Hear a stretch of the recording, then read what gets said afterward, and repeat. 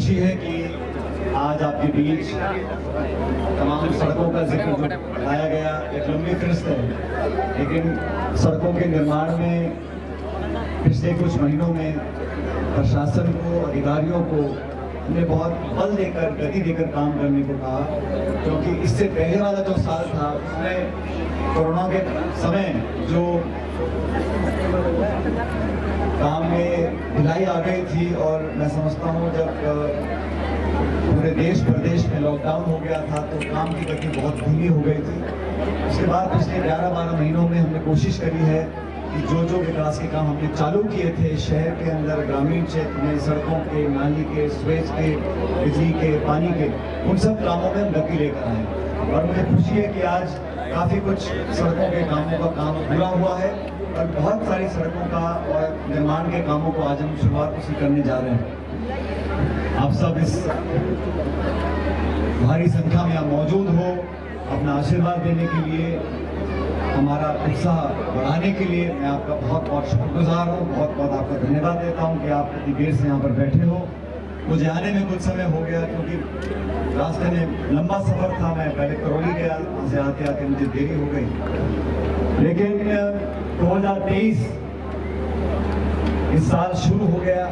अभी कुछ दिन पहले हम लोगों ने सबने होली मनाई थी और दिवाली के तुरंत बाद प्रदेश में, राजस्थान में, मध्य प्रदेश में, छत्तीसगढ़ में, तेलंगाना में विधानसभा के चुनाव भी हैं। अब विधानसभा के चुनाव आने वाले हैं। इस बात का पता आपको दिवाली होली से नहीं पता पड़ेगा, क्योंकि दिवाली होली तो हर साल आती है, लेकिन जब नेताओं की गतिविधि बढ़ जाती है और जब अलग अलग दल के लोग सियासी अपनी सियासत की जमीन ढूंढने के लिए क्षेत्रों में जाते हैं, तो हमें अंदाजा लग जाता है कि चुनाव बहुत पास है, बहुत जल्द आने वाले हैं। आप लोगों ने पिछले समय से देश की, प्रदेश की राजनीति को देखा और मैं टोंक के लोगों का, आप सब लोगों का, मतदाताओं का, नागरिकों का बहुत बहुत धन्यवाद करना चाहता हूं कि आपने पिछले 4-4.25 साल में हर परिस्थिति में, हर समय पूरी मजबूती के साथ, पूरी ताकत के साथ, और खासकर नौजवानों ने, मैं कहना चाहता हूं, हमेशा एक राजनीतिक ताकत देने का काम हमको किया। और हम लोगों के हाथों में आज जो ताकत है, जिस बुलंदी से अपनी आवाज को हम रख सकते हैं, अपनी मांग को, अपने हक को, अपनी जरूरत को, अपने विकास के कामों को, आवाज में बुलंदी और ताकत आप सब लोगों के आशीर्वाद से आती है। मैं आप लोगों का बहुत आभारी हूँ कि हर समय, हर मुकाम पर आपने हम लोगों को ताकत देने का काम किया। दोस्तों, केंद्र में भी सरकार है। पिछले लगभग 9 साल से सत्ता की चाबी उन लोगों के हाथ में है और हम लोगों ने देखा है कि 9 साल से पूर्ण बहुमत की सरकार होने के बावजूद भी जो जिम्मेदारी, जो दायित्व एक चुनी हुई सरकार का होता है, उसको किस हद तक उन्होंने निभाया है। मैं 2 आंकड़े आपके सामने पेश करना चाहता हूँ। चुनाव में राजनीतिक दलों को चंदा देने का जो एक नया रास्ता इख्तियार किया गया था, वो इलेक्टोरल बॉन्ड्स का रास्ता है कि आप बैंक से बॉन्ड लीजिएगा और बिना आपका नाम बताए आप एक पॉलिटिकल पार्टी को वो चंदा दे सकते हैं। और भारत सरकार के आंकड़े, ये भारत सरकार के आंकड़े हैं कि देश में अब तक कई हजार करोड़ रुपए का राजनीतिक चंदा इलेक्टोरल बॉन्ड्स के माध्यम से अलग अलग पार्टियों को दिया गया। और ये आंकड़ा बड़ा मजेदार आंकड़ा है। लगभग 90 से 95% चुनावी चंदा जो बॉन्ड्स के माध्यम से पार्टियों को दिया गया, लगभग 90 से 95% सिर्फ भारतीय जनता पार्टी को दिया गया। 90 से 95% देश भर में जो चुनाव लड़ने का चंदा जो बड़े बड़े उद्योगपति देते हैं, उसमें से 90 से 95% वो चंदा बीजेपी को गए। सरकार के आंकड़े जो छपे अखबार में। एक और आंकड़ा बताता हूं आपको, पिछले कुछ सालों में जितने भी केस हुए हैं, जितने भी सीबीआई, ईडी, इनकम टैक्स, जांच एजेंसियों के जितने भी केस हुए हैं, लगभग 90 से 95% केस विपक्ष की पार्टियों पे करे गए हैं। तो चंदा लेने में तो कोई कंजूसी नहीं, और विपक्ष के ऊपर ईडी का, इनकम टैक्स का, सीबीआई का, जांच एजेंसी का छापे, नोटिस, तमाम जो कार्रवाई है वो विरोधियों पर की जा रही है। इस प्रकार का वातावरण इस देश में बनाया जा रहा है। विपक्ष के लोगों की आवाज को दबाने के लिए नाना प्रकार के अलग अलग हथकंडे अपनाए जा रहे हैं। हम लोग क्या चाहते हैं? हम लोग चाहते हैं कि जब भी चुनाव हो, जनता जनार्दन है, आप लोग मालिक हैं, जिसका बटन आप लोग दबाओगे वो व्यक्ति, वो बंदा चुनकर प्रधानमंत्री, मुख्यमंत्री, सांसद, विधायक बनेगा। लेकिन चुनाव खत्म होने के बाद जो विपक्ष में भी लोग हैं, अपनी बात बोलने का, सवाल पूछने का, पारदर्शिता स्थापित करने का, जिम्मेदारी तय करने का जो मौलिक अधिकार संविधान ने हम लोगों को दिया है, उस अधिकार को किसी कीमत पर हम लोग छोड़ेंगे नहीं। और सत्ता में बैठे लोग अगर समझते हैं कि दबाव में, लालच में, धमका कर, डरा कर सियासतदार अपना रास्ता ढूंढ लेंगे और लोगों की आवाज को खत्म कर सकेंगे, ऐसा होने वाला नहीं है। 135 करोड़ की इस जनसंख्या की आबादी का यह देश है। हर व्यक्ति को अपनी बात बोलने का अधिकार है।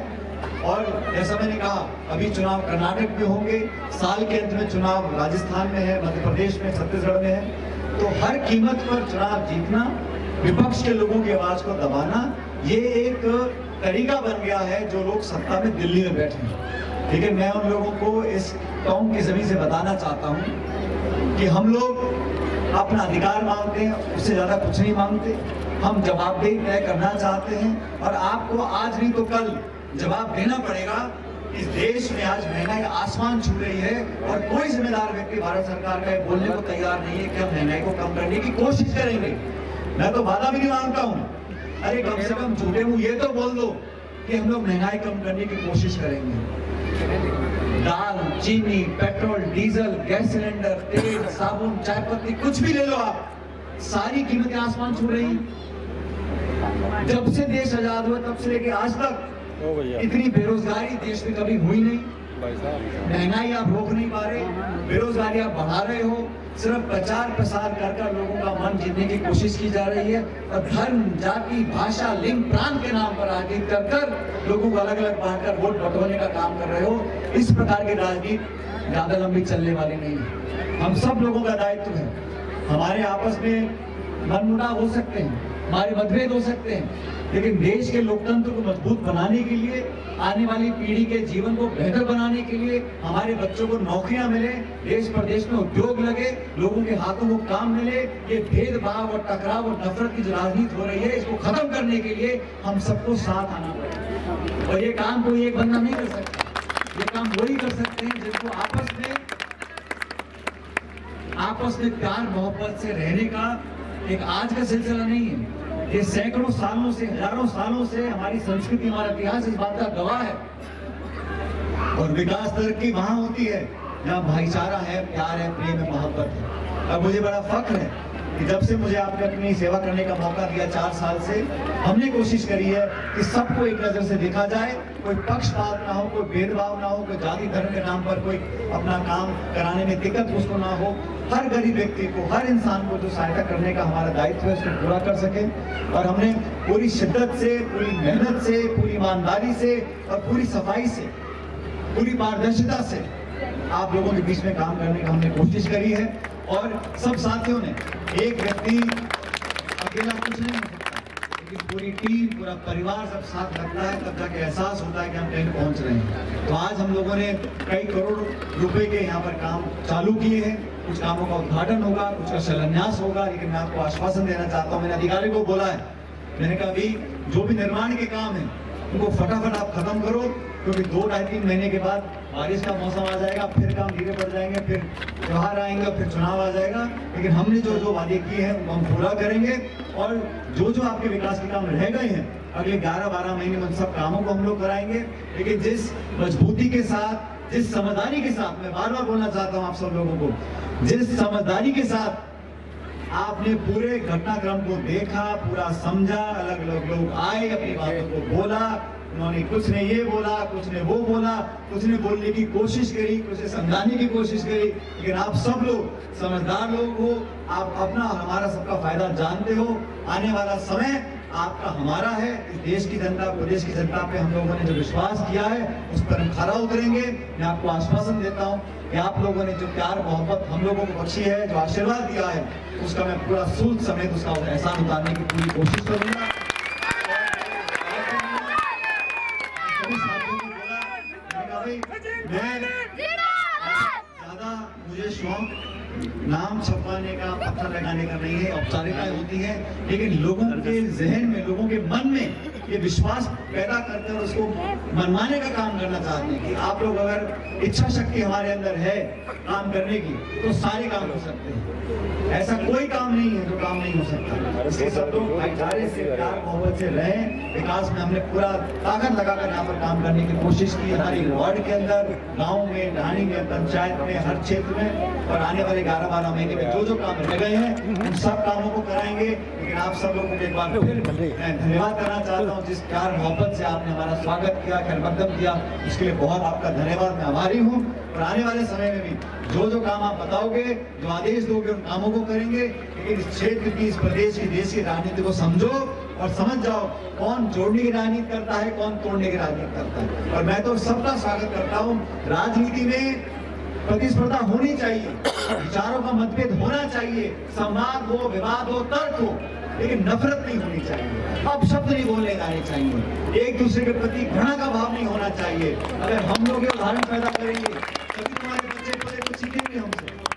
अगर हम भी कच्ची भाषा का इस्तेमाल करेंगे, अगर हम भी ऐसी बातें बोलें जो हम सुनना नहीं चाहते, वो एक अच्छा उदाहरण राजनीति में नहीं है। इसलिए आने वाले समय में एक अच्छा उदाहरण प्रस्तुत करें, प्यार और सम्मान के साथ सबको साथ लेकर चलें और जोड़ने वाले लोगों को पहचान कर उनको साथ रखने का काम करें। और जो तोड़ने का काम करते हैं वो अपनी बात बोलते रहें, कारवां बढ़ता रहेगा, आपका आशीर्वाद मिलता रहेगा, हम जीतते रहेंगे। बहुत बहुत धन्यवाद। जय हिंद।